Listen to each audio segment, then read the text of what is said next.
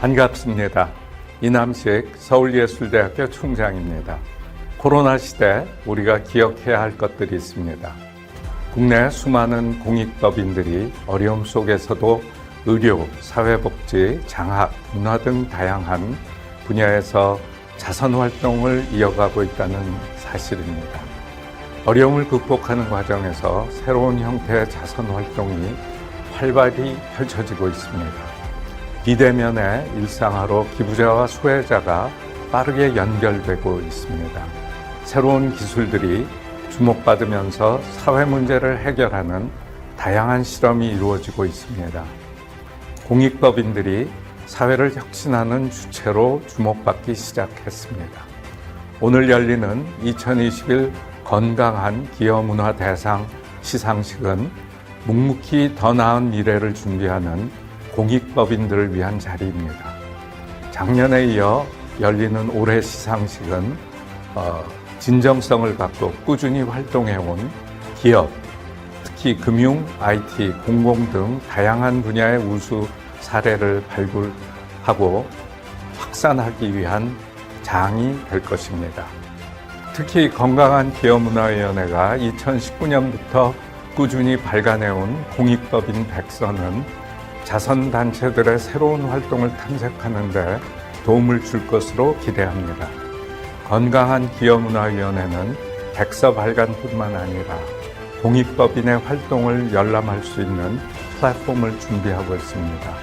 국내 공익법인들을 적극적으로 알리는 데 앞장서겠습니다.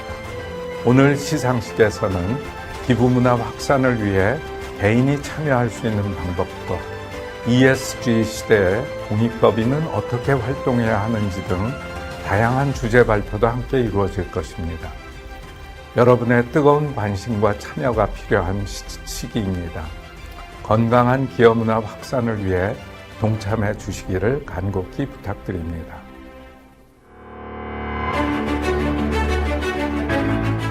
(2021년) 건강한 기여문화 대상에 대한 심사 총평과 결과를 말씀드리겠습니다. 우선 심사 총평을 드리겠습니다. 올해 심사는 지난해 심사위원으로 참여해 주신 양진옥 굿네이버스 미래재단 대표, 유욱 재단법인 동천이사, 김진우 한국외국어대학교 교수, 배원기 신한회계법인 고문, 최호윤 회계법인 더함 대표, 이종재 PSR 대표께서 모아주신 의견을 토대로 평가 방식을 개선했습니다. 지배구조 평가에 있어 실무적인 참여가 저조한 이사회에 대한 항목은 배점을 줄였습니다. 사업의 적극성을 확인하기 위해 사업비 규모, 공익사업에 대한 성과 공개 항목에는 배점을 확대했습니다.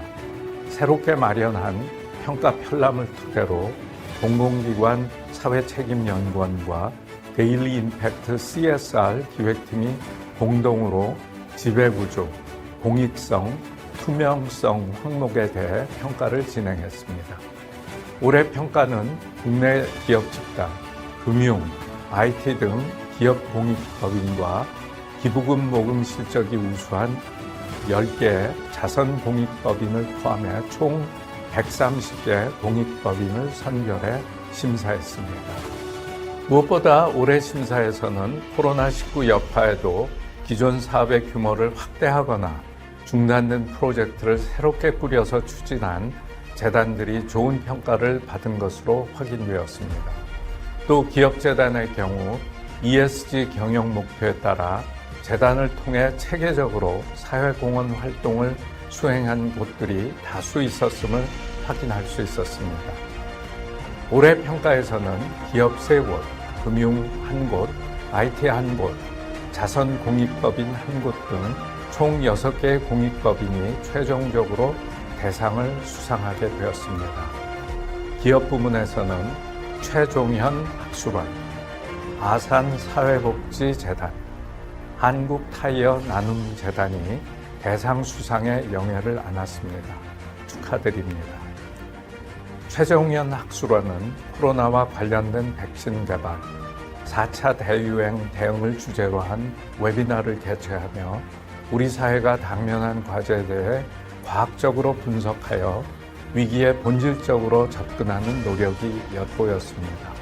수소와 에너지 전환, 친환경 플라스틱 등 환경 분야 강연도 돋보였습니다. 아산사회복지재단은 코로나19 사태 속에서도 사회복지 전문가로 심사위원을 구성해 소득 상실, 폐거 위기, 화재 등으로 위기에 빠진 취약계층에게 생계비와 주거비를 긴급 지원하고 보건의료, 생명과학 분야 장학사업을 추진하는 등 시의성 있는 사업을 펼쳤습니다. 한국타이어나눔재단은 티움버스 사업을 통해 이동수단 마련이 필요한 사회복지기관을 지원하는 등 업의 특성에 맞는 사회공헌 활동을 꾸준히 수행하는 모습이 좋게 평가되었습니다. IT 부분은 넥슨재단이 그리고 금융 부분은 미래에셋 박현주재단, 자선 부분은 한국컴패션이 대상 수상의 영광을 차지했습니다. 넥슨재단은 어린이와 청소년을 대상으로 IT 기업이 잘할 수 있는 디지털 격차 해소, 창의성 키우기 프로젝트를 추진하고 거액의 출연금을 내 어린이 재활병원을 연속적으로 건립하는 등 활동이 인상 깊었습니다. 미래에셋 박현주 재단은 청소년을 위한 온라인 강의와 체험 활동을 접목시킨 문화체험 키트 제작 프로그램을 개발해 아동센터에 제공하고 중단되었던 해외 교환 장학생 프로그램을 다시 운영하는 도전적인 모습이 좋은 평가를 받았습니다. 후원금의 85% 이상을 아동 양육을 위한 사업에 사용하는 한국컴패션은 코로나 속에서도 지난해 25개국 12만 5천 명의 어린이에게 식품, 위생, 의료 지원과 함께 전인 교육을 제공하는 등 꾸준한 1:1 결연을 이어온 점이 높게 평가를 받았습니다. 이것으로 짧은 심사평과 수상 공익법인 발표를 마치게 되었습니다. 2021 건강한 기업문화 대상을 수상하신 4개 부문 6개 공익법인의 수상을 다시 한번 진심으로 축하드립니다. 올해는 코로나19의 재확산 영향으로 영상으로만 수상 소식을 전하게 되어 아쉬움이 큽니다. 우리 사회가 코로나 위기를 슬기롭게 극복해 내년 시상식에서는 오프라인으로 마주하기를 기대합니다. 기업 문화가 사회에 더욱 확산되고 성숙할 수 있도록 건강한 기업문화위원회가 늘 함께하겠습니다. 감사합니다.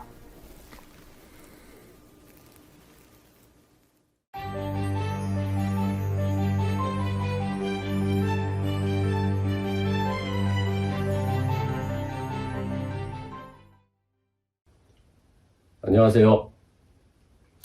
2021년 대한민국 건강한 기업 문화 대상 시상을 축하드립니다. 저는 오늘 주제 강연을 통해서 기부 문화의 밀도를 높이자라는 말씀을 좀 드리고 싶습니다. 기부 문화는 ESG 시대의 뉴 노멀이 됐으면 좋겠습니다. 오랫동안 같이 일을 하면서 저희가 가졌던 고민들, 이런 부분들이 어떻게 하면 기부 문화를 우리의 라이프 스타일로 만들 수 있을까라는 것이었을 것 같아요. 그래서 오늘 그런 얘기들을 좀 나눠보려고 합니다. 저는 코리아 CSR의 유명훈입니다.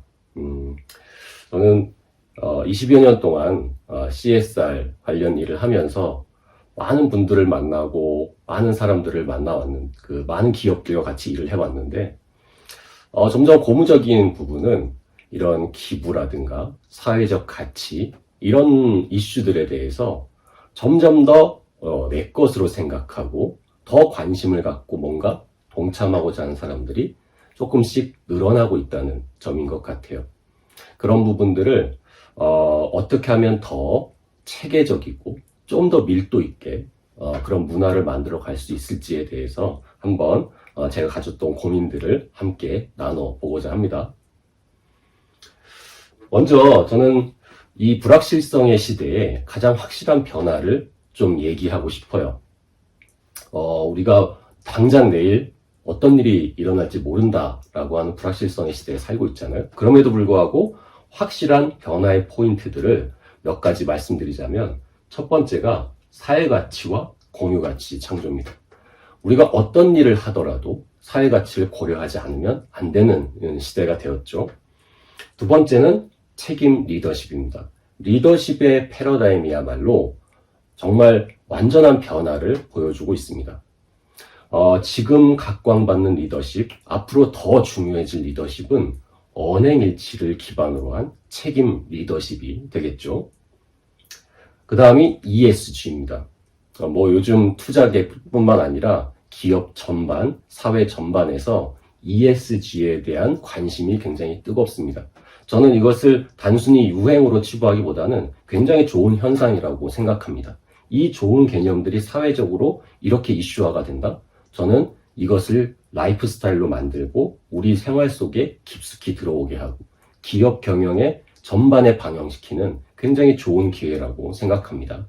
단지 이 컨셉이나 개념들이 정확하게 이해되고 정확하게 활용되고 정착되길 바랄 뿐이죠.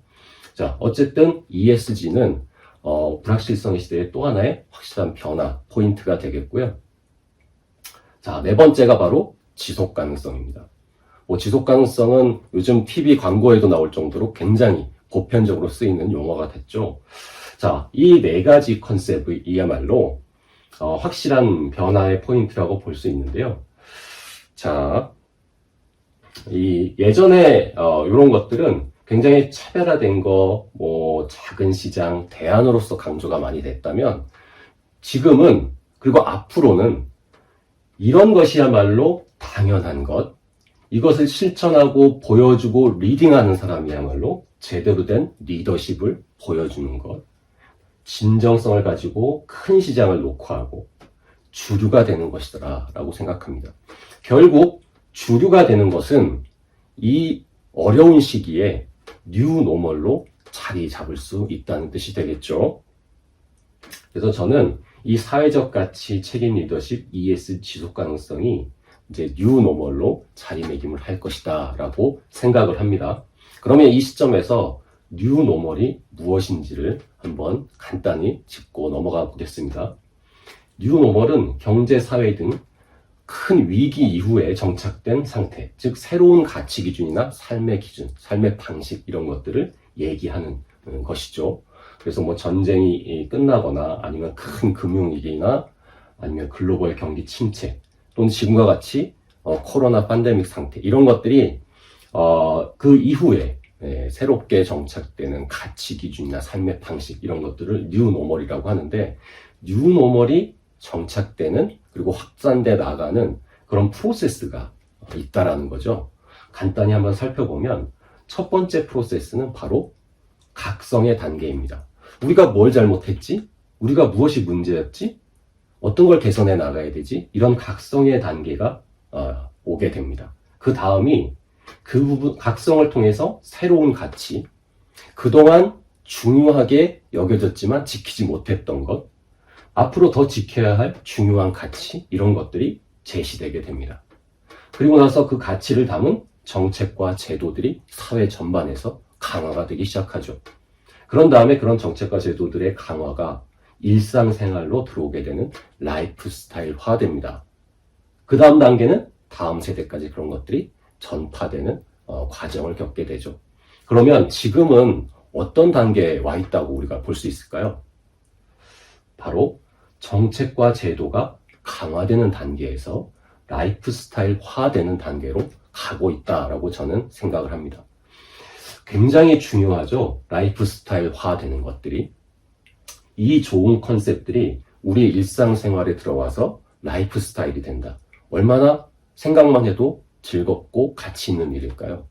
자, 그런데 이 가치 있는 일들이 이렇게 라이프 스타일화 되어서 제대로 정착되기 위해서는 바로 교육이라는 부분이 굉장히 중요해집니다. 그래서 오늘 저는 지속 가능한 라이프 스타일과 교육이라는 컨셉을 가지고 어떻게 기부 문화를 강화해 나갈 건지, 어떻게 하면 기부 문화 자체를 밀도 있게 만들어 갈 것인지, 이런 부분에 대해서 한번 말씀드려보고자 합니다. 자, 먼저 지속 가능한 라이프 스타일에 대해서 한번 얘기를 해보려고 합니다. 기부 문화는 반드시 지속 가능한 라이프 스타일로 연계되어야 됩니다. 그러면 지속 가능한 라이프 스타일이 무엇인지 한번 생각해 봐야 되겠죠. 요즘에 정말 많은 분들께서 지속 가능한 라이프 스타일의 가치와 중요성에 대해서 얘기하고 있어요. 삶의 태도가 바뀌어야 된다든가, 소비 패턴이 바뀌어야 된다든가, 리추얼, 건강한 삶의 습관, 이런 것들을 길러야 된다든가, 여러 가지 중요한 말씀들을 많이 해주시는데, 그것을 종합해서 지속 가능한 라이프 스타일이 뭔지를 정의를 내려보면, 첫 번째는 소중하고 가치 있는 것에 더 집중하는 태도를 얘기합니다. 우리가 어떤 생각을 가지고 있느냐에 따라서 어떤 행동과 말이 나오게 되죠. 그래서 태도는 내가 생각하고 있는 것들이 표현되는 것이다라는 거죠. 그래서 소중하고 가치 있는 것들을 더 많이 생각하고 고려하고 할 수 있는 그런 마음가짐과 그것을 통해 표현하는 태도가 굉장히 중요하겠고요. 두 번째는 내 삶을 가꾸어서 우리가 행복한 상생의 고리를 만드는 습관입니다. 내가 먼저 실천하고, 내가 먼저 변하고, 내가 먼저 나서서 무언가를 좋게 바꾸려고 하는 습관. 이런 것들이 지속 가능한 라이프 스타일의 또 하나의 핵심이 되는 거죠.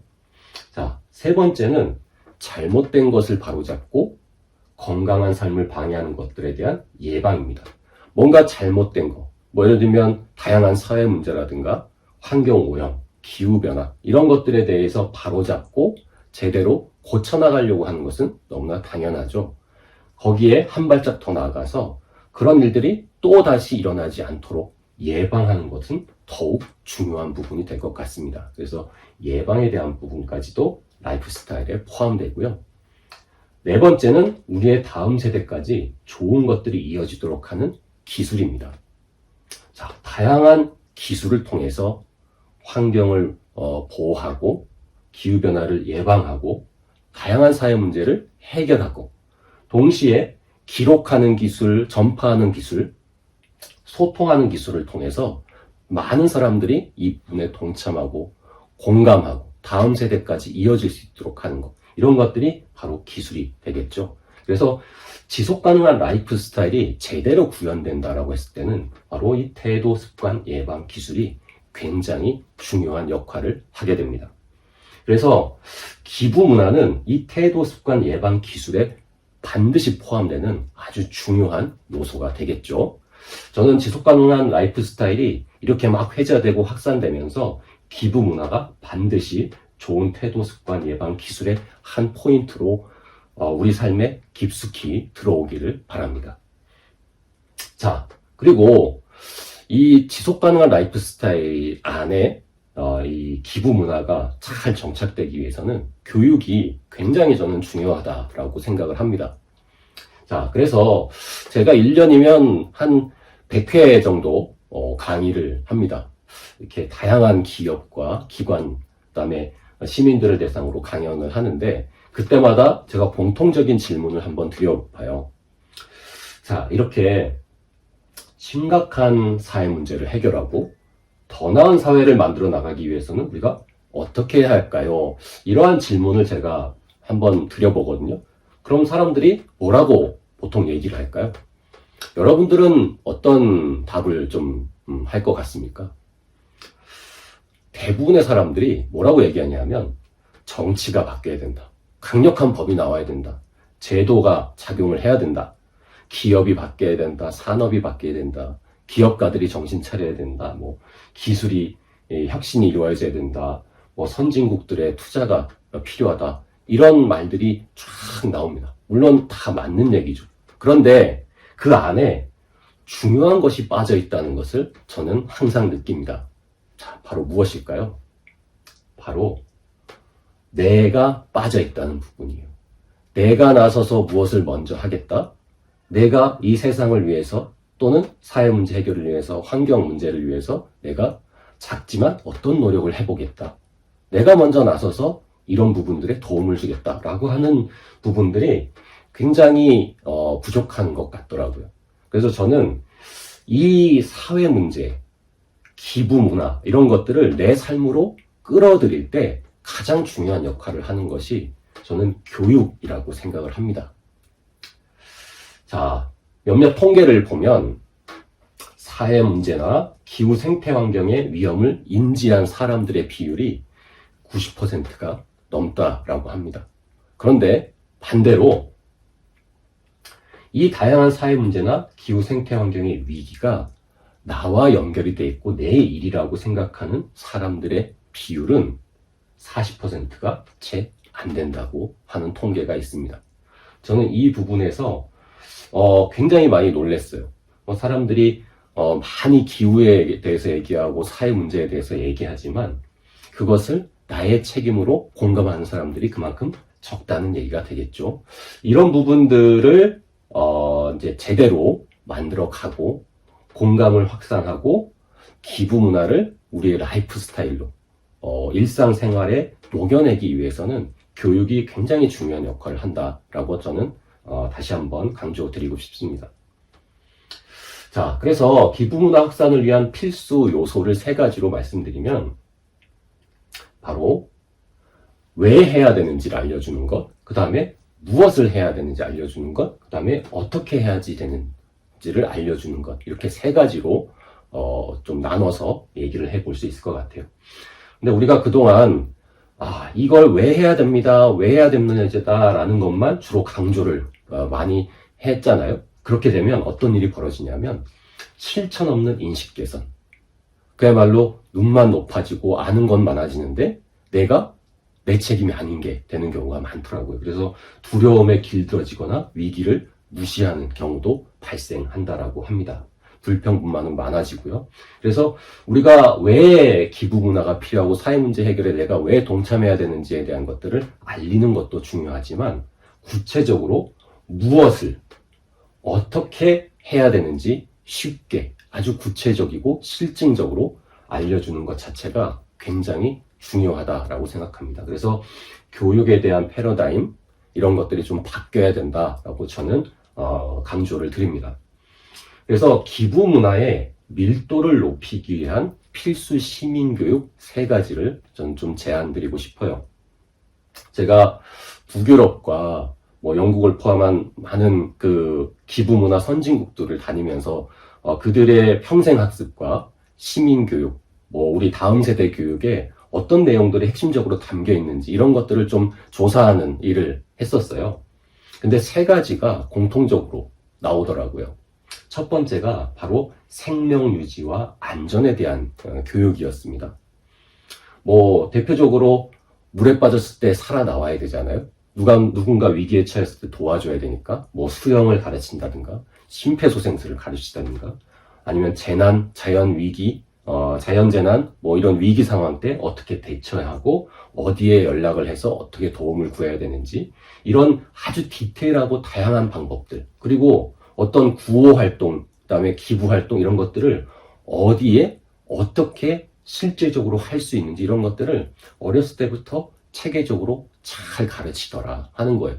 저는 이 부분이 인권에 대한 부분하고도 굉장히 연계성이 높다라고 생각을 합니다.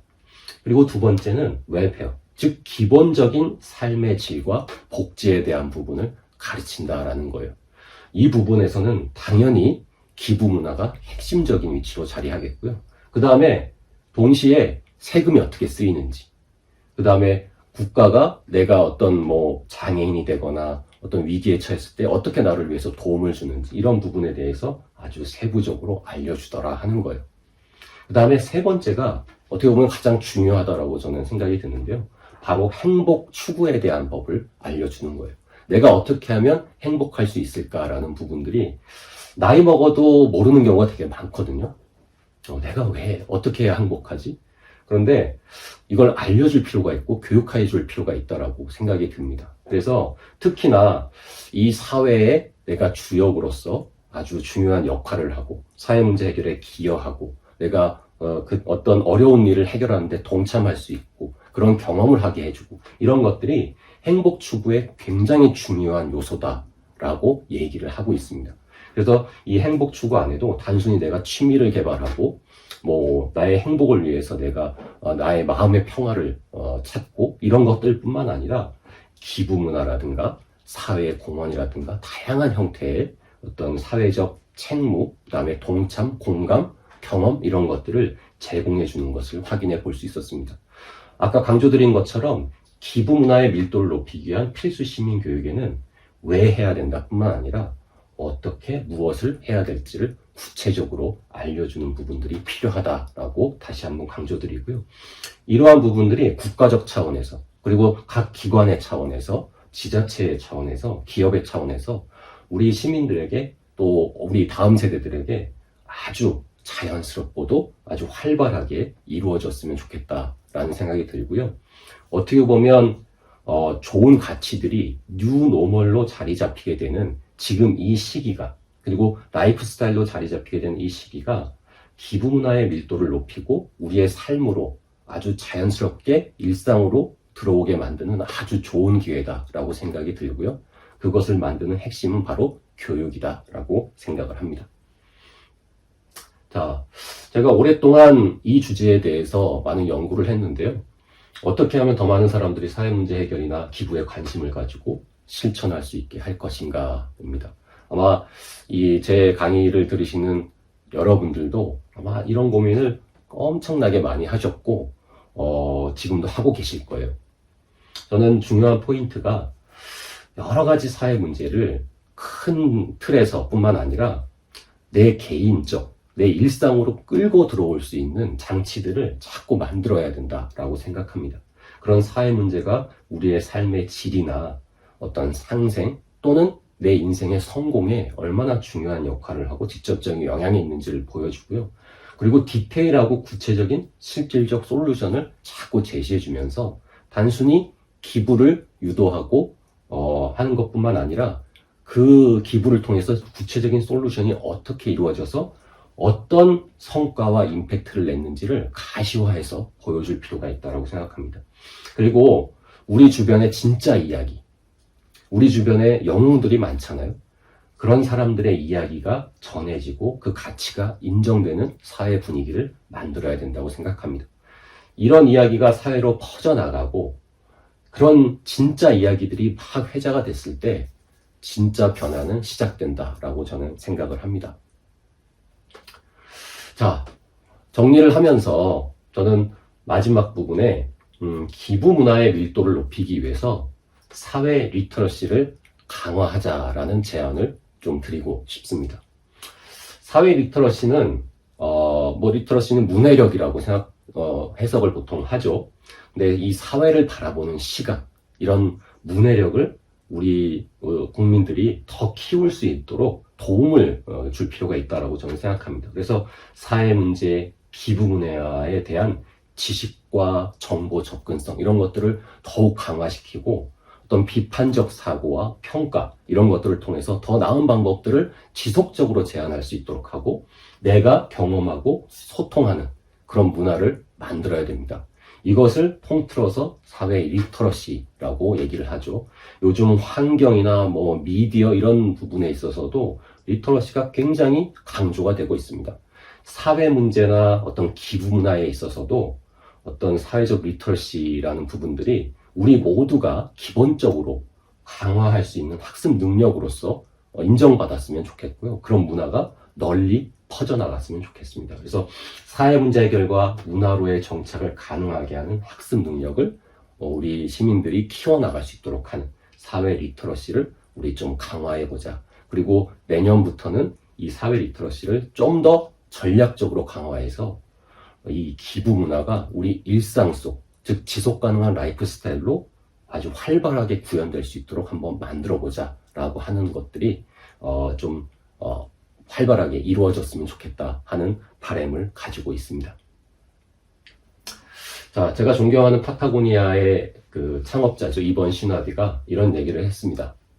당신이 어떤 솔루션, 즉 해답의 일부가 되지 못하면 문제의 일부라는 뜻일 것입니다. 라는 얘기를 했는데요.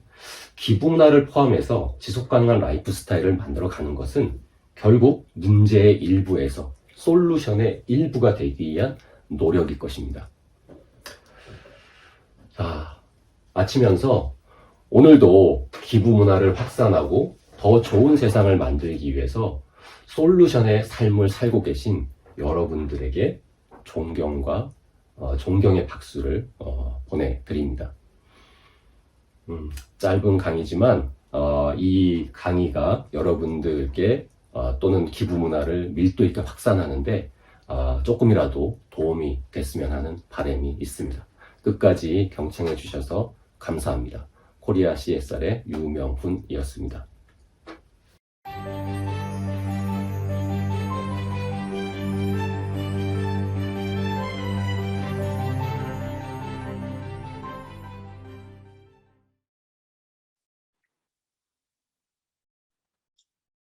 네, 안녕하세요. 한국사회책임자 포럼 이종호 사무국장입니다.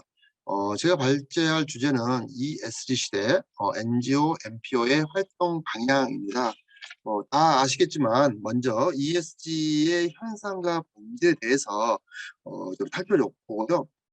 그리고 이를 바탕으로 해서 NGO, NPO들이 ESG 시대에 앞으로 어떤 활동 방향을 가져가야 하는지에 대해서 부족하게나마 제시해 보도록 하겠습니다. 전 세계적으로 ESG 관심도가 상당히 높아졌습니다. 그래서 그 관심도 추이를 알아보기 위해서요, 제가 구글 트렌드에 ESG라는 용어를 입력해 봤습니다. 그랬더니 2014년 1월부터 2021년 10월 말까지 ESG에 대한 전 세계 그리고 우리나라 관심도는 최근 3년 사이에 급증했습니다. 아래의 그래프를 보시면 위는 전 세계 관심도 추이, 아래는 우리나라의 관심도 추이입니다. 보시면 2009년부터 시작해서 우상향 곡선으로 가파른 곡선을 보이고 있습니다. 자, 이걸 통해서 우리는 ESG가 우리나라만의 현상이 아니다, 전 세계적인 현상이다라는 것을 알 수가 있습니다. 그리고 단순한 일시적인 현상이 아니라 앞으로 상당한 기간 동안 지속될 현상이다라는 것을 짐작할 수가 있을 것 같습니다. ESG 붐의 대표적인 사례로 ESG 위원회를 들 수가 있는데요. 2021년 7월 기준으로 ESG 위원회를 도입한 코스피 200 기업은 77개에 달합니다. 그리고 그중에 61개 기업이 올해 ESG 위원회를 신설하거나 확대 개편했습니다. 이걸 통해서 우리는 기업의 ESG가 상당히 빠르게 전파되고 확산되고 있다는 것을 알 수가 있습니다. 자, ESG는 두 가지 관점에서 설명할 수가 있을 것 같습니다. 자, 첫 번째는 금융투자의 관점이고, 두 번째는 기업 경영의 관점입니다. 금융투자의 관점에서 놓고 보면, 금융기관이 금융 비즈니스 과정에서 투자, 대출, 보험 등 대상 기업이나 프로젝트 등에 대해서 고려하는 환경, 사회, 지배구조 요소라고 볼 수가 있고요. 다음 기업 경영의 관점에서 보시면 기업 경영 의사결정과 실행 전반에서 고려하는 환경, 사회, 지배구조 요소다라고 정의할 수 있습니다. 이러한 ESG는 지속가능 발전에 기여하는 것을 목적으로 하고 있습니다. 자, 우리는 ESG라는 용어 이전에 CSR이라는 용어를 익숙하게 들어왔습니다. CSR은 기업의 사회적 책임을 의미하는 용어죠. 그리고 ESG는 환경, 사회, 지배구조라는 의미인 거고요. 자, 이 두 용어 모두 멀티 스테이크홀더, 즉 다양한 이해관계자의 관점을 가지고 있습니다. 하지만 ESG는 영어의 탄생부터 시작해서 금융투자기관에서 시작됐기 때문에 기본적으로 금융투자자 관점 속에서의 이해관계자라고 보시면 될 것 같습니다. 그런 점에서 ESG에서 말하는 이해관계자는 도구적 관점이 강하다라고 볼 수가 있을 것 같고요. 그리고 ESG는 CSR의 요소 중에서도 재무적으로 얼마만큼 상관관계가 있느냐, 그리고 미래 성장성과 얼마만큼 연계되어 있느냐, 여기에 따라서 보는 거기 때문에 투자자 관점이 더 강한 용어라고 볼 수가 있습니다. 그렇지만 CSR은 사회적 책임성, 이해관계자 포용, 소통, 참여를 중요시 여기는 거죠. 그렇다면 우리가 NGO MPO의 입장에서 어떤 용어가 더 사실은 우리의 NGO MPO의 미션에 부합하는지를 보면은 바로 CSR이라고 볼 수가 있습니다.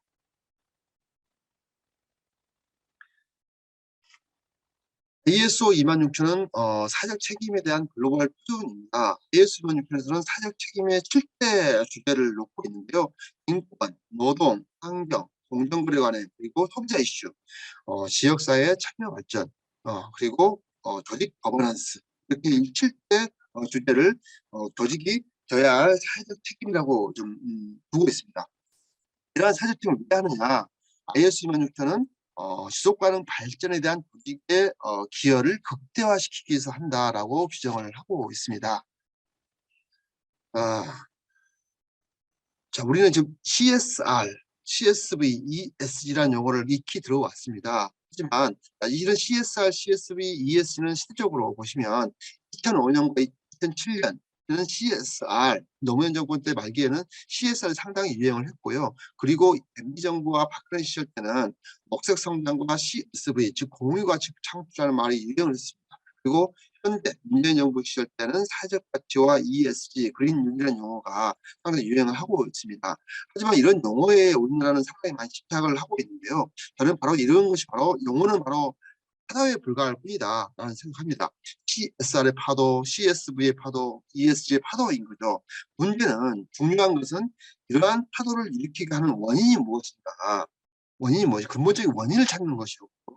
또 이러한 용어가 나오게 하는 원인이 무엇인가가 중요하다고 저는 보고 있습니다. 자, 그런 점에서 파도를 일으키는 것은 바람인 거죠. 그럼 바람의 원인이, 바람은 무엇인가? 전 세계적인 빈곤, 부의 양극화, 실업, 기후위기, 생태위기, 그리고 AI로 대변되는 4차 산업혁명이죠. 이런 4차 산업혁명은 디스토피아가 될지 모르는 그런 불확실성의 시대에 우리는 살고 있는 거고요. 그럼으로써 지속가능성의 위기에 직면해 있는 거죠. 지속가능성 위기를 타개하기 위한 방법 중에 하나로 여러 가지 이니셔티브들이 만들어졌던 거고요. 그런 이니셔티브를 대변하는 핵심적인 용어들이 CSR이라는 용어로, CSV라는 용어로, ESG라는 용어로 체화됐다라고 보실 수가 있을 것 같습니다. 그러면 바람을 봤다라고 하면 바람의 방향이 어떻게 움직이는지 볼 필요가 있을 것 같습니다. 전 세계의 바람 방향은 대지적 성장에서 포용적 성장으로, 그리고 주주자본주의에서 이해관계자 자본주의로, 고탄소 사회에서 탈탄소 사회로 불고 있다. 이건 바로 패러다임 전환이라고 볼 수가 있습니다. 포용적 성장으로 가는 다음에 대표적인 것이 바로 UN 지속가능 발전 목표라고 볼 수가 있고요. 이해관계자 자본주의로 대표적인 선언이 BRT 선언. 자본주의의 신장인 미국에서 유명한 CEO들이 다 모여서 우리는 기업의 목적은 주주만을 위한 것이 아니다. 고객, 종업원, 공급업체, 지역사회, 주주 모두에게 기업은 가치를 제공해야 된다라고 선언을 한 것이죠. 이게 바로 BRT 선언입니다. 이건 바로 이해관계자 자본주의를 대표하는, 상징하는 사건이라고 볼 수가 있고요. 그리고 탈탄소 사회는 바로 파리 기후 협약 체결이라고 볼 수가 있죠. 2015년에 체결된. 자, 파리 기후 협약은 산업화 이전 대비 지구 평균 기온을 상승을 2도보다 훨씬 아래로 유지하고 온도 상승을 1.5도씨 이하로 제한하기 노력한다. 그런 것이 핵심입니다. 자, 이러한 바람의 방향은 가치 영역과 가치의 기속으로도 좀 볼 수가 있는데요. 경제적인 부분들, 경제, 사회, 환경으로 가치의 영역이 상당히 계속 넓어지고 있는 거고요. 그 가치의 기속도 개인 및 조직에서 사회 공동체, 미래 세대로 확장되고 있다는 것을 알 수가 있습니다.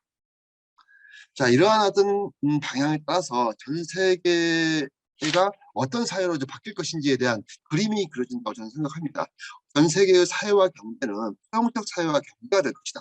그리고 탈탄소 그린 경제가 될 것이다. 라고 생각하는 거고요. 여기에 따라서 금융과 기업도 포용적 금융과 경영을 할 수밖에 없다. 탈탄소 녹색 금융과 경영을 할 수밖에 없다는 것이죠. 바로 이러한 모든 경영들은 이해관계자 중심으로 바라봐야 되는 거고요. 그리고 이러한 이 경영들은 모두 지속가능 발전에 기여해야 되는 것이죠. 이를 위한 하나의 어떤 그 핵심적인 키워드가 ESG, CSR, 또 SV, 즉 사회적 가치라고 대변될 수가 있을 것입니다. 자, 우리나라 정부도 이런 전 세계적인 흐름에 따라서 우리나라의 ESG 인프라를 확장시키기 위한 방안을 발표한 바가 있습니다. ESG 경영에 대한 가이드라인을 마련하고 공시를 활성화시키겠다. 그리고 중소 중견기업의 ESG 역량을 강화시키겠다. 공공부문의 ESG 경영을 선도하겠다. 이런 방침을 가지고 ESG 확산에 나서고 있고요.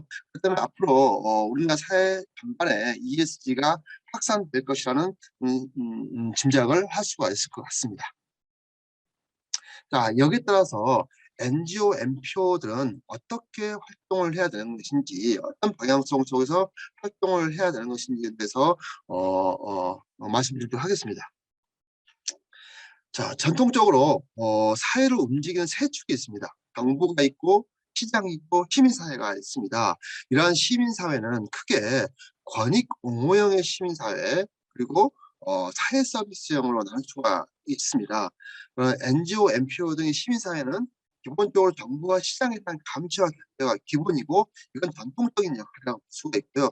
그런데 이러한 역할뿐만 아니라 지금은 하나의 공동의 목표를 위해서 기업과 정부와 NGO가 협력하는 방식이 늘고 있습니다.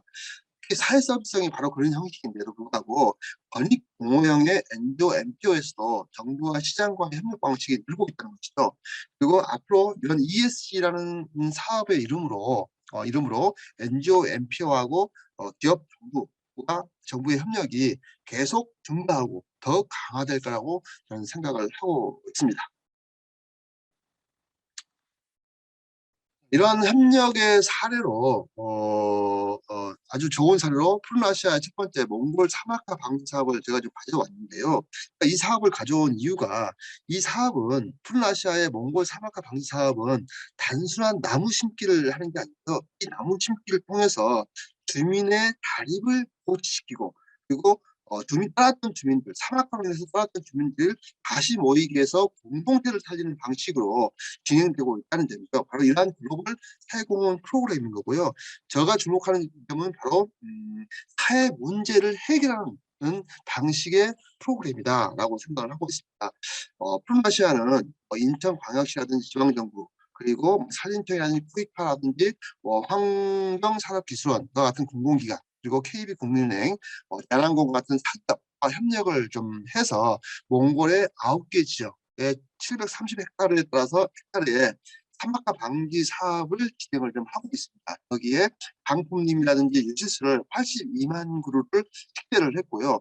여기에 따라서 200여 명의 주민을 고용에 참여시켰습니다. 자, 이런 것은 기후변화에 대한 대응뿐만 아니라요, 주민의 삶의 질을 향상시키고 또 공동체를 살리는 그런 사회 문제 해결형 사업입니다. 제가 보기에는 상당히 모범적인 사례라고 좀 볼 수가 있습니다. 그리고 이러한 협력의 대표적인 지역이 바양노루인데요. 이 바양노루는 주민들이 아예 주민들이 협동조합을 결성해서 이런 사막화 방지 사업의 살림 부분들을 관리를 하고 있다는 것이죠. 저 그림에 보시면 이미 사막화됐던 데가 나무를 심고 해서 푸르게 변하고 있는 걸 볼 수가 있고요. 특히 나무가 유지수를 통해서 유지수를 심음으로써 주민의 소득 향상, 자립에 도움을 주는 방식이라고 볼 수가 있습니다. 자, 두 번째 사례로 초록우산 어린이재단과 DB손해보험의 옐로우카펫 사례를 좀 가져왔습니다. 자, 어린이 사망사고의 절반에 대한 44%가 교통사고라고 합니다. 근데 문제는 이런 교통사고의 84%가 횡단보도와 관련된 사고라고 하는데요. DB손해보험과 초록우산 어린이재단은 바로 이 점에 주목한 거죠. 어떻게 하면 어린이 사망사고를 줄여볼 수 있을까? 라고 생각을 하면서 바로 이런 문제를 해결하기 위해서 DB손해보험과 초록우산 어린이재단 그리고 국제아동인권센터 그리고 자치단체하고 학교가 같이 공동으로 협력을 해서 옐로우 카펫을 설치하는 사업에 시작을 했습니다. 2006년 사업을 시작을 해서 상당히 많은 곳, 지금 전국의 초등학교에 한 518개소에 신규 설치하고 115개소를 보수를 추진하고 있는 상황이죠. 전국에 643곳이 바로 이런 옐로우 카펫 설치되어 있는데 이 옐로우 카펫은 한마디로 어린이들이 횡단보도를 건너기 전에 안전한 곳에 기다리게 하고 운전자가 이를 쉽게 인지하도록 하기 위해서요. 바닥이라든지 또는 벽면에 노랗게 표시하는 그런 교통 안전 설치물입니다. 어떻게 보면 넛지 방식을 이용해서 넛지 방식이 바로 이거잖아요. 강요하지 않고 자연스러운 어떤 행동을 유도하는 방식이 넛지 방식인데요. 이런 방식의 대표적인 사회공헌 프로그램이다. 그리고 사회 문제 해결 프로그램이다라고 저는 생각을 하고 있습니다. 다음 사례는 저희 한국사회책임투자 포럼이 진행했던 탈석탄 금고, 탈석탄 금융 사례를 가져왔습니다. 탈석탄 금고를 통한 탈석탄 금융 선언을 유도하는 그런 어떤 사업이었고요. 저 한국사회책임투자 포럼은 2018년에 사학연금, 공무원연금을 우리나라 금융기관 최초로 탈석탄을 유도한 바가 있습니다. 그리고 이러한 탈석탄 금융을 확산시키기 위해서 어떻게 하면 은행들한테 가장 덩치가 큰 은행들한테 탈석탄 금융을 유도할 수 있을까라고 고민한 끝에 탈석탄 금고라는 것을 고안을 해냈습니다. 이 탈석탄 금고라는 것은요, 지자체와 교육청이 1년 예산을 쉽게 말하면 맡겨놓는 은행이라고 볼 수가 있습니다. 그 금고를 선정하기 위해서는 여러 가지 지표에 따라서 평가하고 선정을 하게 되는데요. 바로 이런 평가 선정 지표에 탈석탄이라는 지표를 좀 넣자라는 거였고요. 바로 이게 탈석탄 금고의 개념입니다. 이러한 부분들을 저희가 이제 확산시키기 위해서 첫 번째는 다른 시민사회하고 협력을 했습니다. 구체적인 시민단체인 그린피스, 그리고 국내의 대표적인 시민단체인 환경운동연합, 그리고 기후솔루션하고 같이 협력을 해서요, 공동 기자회견을 가졌고요. 이걸 통해서 충청남도의 관여 활동을 했고, 충청남도가 전국 지자체 최초로 탈석탄 금고를 선언하는 지자체가 되도록 노력했습니다. 그리고 충청남도로 하여금 다른 지자체와 교육청의 관여 활동을 함으로써 탈석탄 금고를 확산시키는 역할을 하도록 요청을 했고요. 그리고 또 하나, 충청남도가 금융기관들한테 레터를 보내서 우리가 탈석탄 금고를 선언했으니까 여러분들은 탈석탄 금융 선언으로 화답해달라는 요청을 하는 그런 관여 활동을 펼치도록 했습니다. 물론 우리 한국사회책임투자 포럼하고 그린피스, 환경연합, 기후솔루션도 마찬가지로 지자체와 교육청한테 탈석탄 금고를 요청을 했던 거고요. 그리고 금융기관한테는 탈석탄 선언을 하도록 이렇게 요청을 한 바가 있습니다. 이걸 통해서 탈석탄 금고 선언을 하는 현재 지자체와 교육청이 현재 68개 기관이 선언을 했고요. 그리고 이걸 통해서 또 하나 탈석탄 금융을 선언한 은행이 금고 대상 12개 기관 중에 11개가 선언을 했습니다.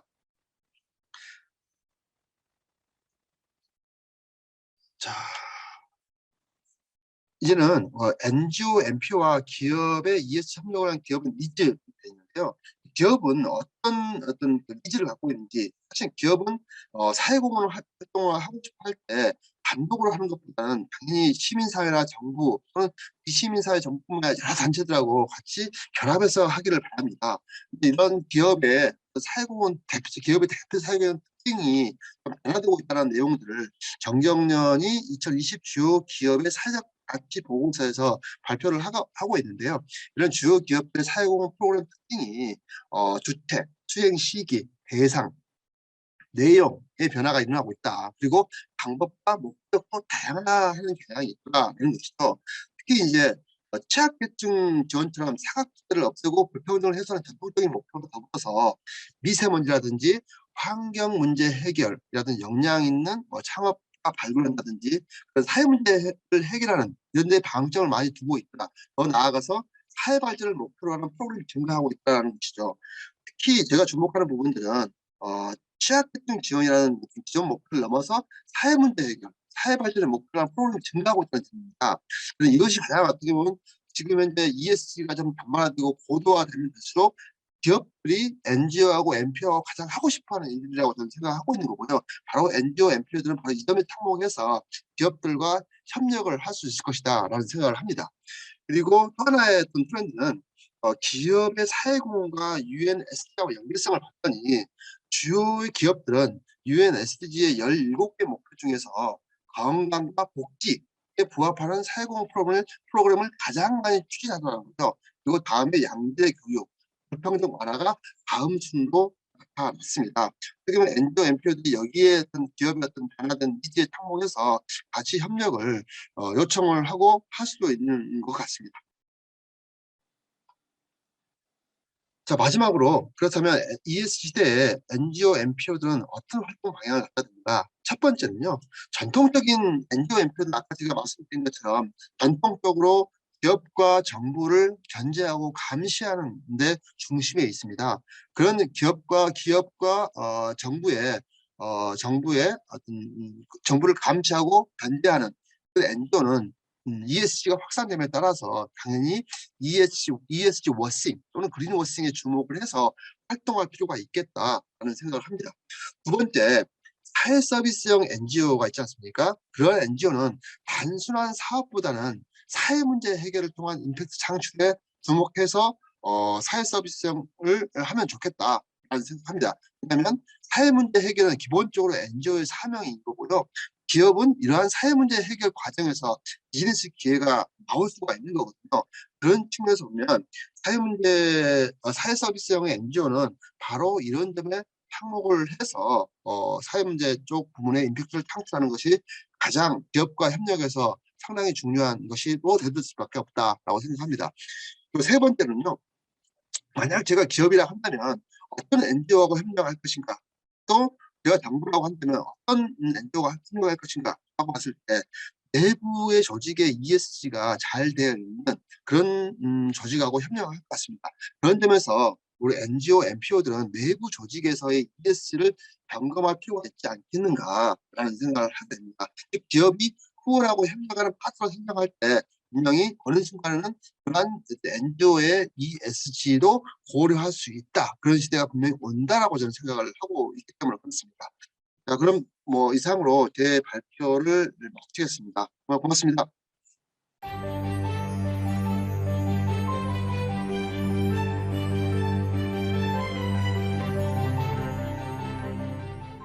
반갑습니다. 건강한 기업문화위원회 운영위원 이종재입니다. 시상식과 포럼에 참여해 주신 여러분께 진심으로 감사의 말씀을 드립니다. 저희 건강한 기업문화위원회는 기업재단과 자선단체 등 국내 공익법인 간 긴밀한 업무 협력의 지원 창구로 활동을 하고 있습니다. 오늘 포럼과 시상식은 바로 이러한 위원회 활동의 상징적인 행사입니다. 저희는 지난 3년 동안 건전하고 지속 가능한 기부문화 조성과 공익법인의 활발한 활동을 지원하기 위해서 포럼과 컨퍼런스 그리고 백서 발간과 우수기관에 대한 시상 등의 행사를 해왔습니다. 코로나 상황에서 기업 공익법인과 자선 공익법인 관계자들 간 더 나은 내일을 위한 다양한 업무 네트워크를 계획한 만큼 진행하지 못한 아쉬움 무척 큽니다만 공익법인 관련 법률의 개정과 시민공익위원회 활동 등 많은 변화에 대해서 공감대를 형성하는 온라인 포럼과 컨퍼런스 등의 작업은 나름대로 의미가 컸습니다. 특히 전국 기업공익법인과 자산공익법인의 활동과 운영 상황을 담은 백서는 올해로 3번째 발간하면서 공익법인들이 소중한 자료로 자리 잡아가고 있습니다. 지난 3년 실험과 성과를 바탕으로 새해에는 백서에 담을 컨텐츠를 양과 질면에서 모두 아주 단단하게 구성을 하겠고 수상기관의 신뢰성을 보다 높이는 작업에 좀 더 힘을 쏟겠습니다. 특히 공익법인의 활동에 대한 평가의 신뢰도를 높이기 위해 현재 구축 중인 공익법인 데이터베이스를 다양하게 확충하겠습니다. 앞으로 건강한 기업문화위원회가 공익법인의 힘있는 파트너가 될 수 있도록 더욱 다양한 노력을 기울이겠습니다. 많은 관심과 격려를 당부드립니다. 새해에는 넓은 공간에서 좀 더 환하게 웃으면서 뵙고 인사를 나눌 수 있기를 간절히 기대합니다. 건강하세요. 감사합니다.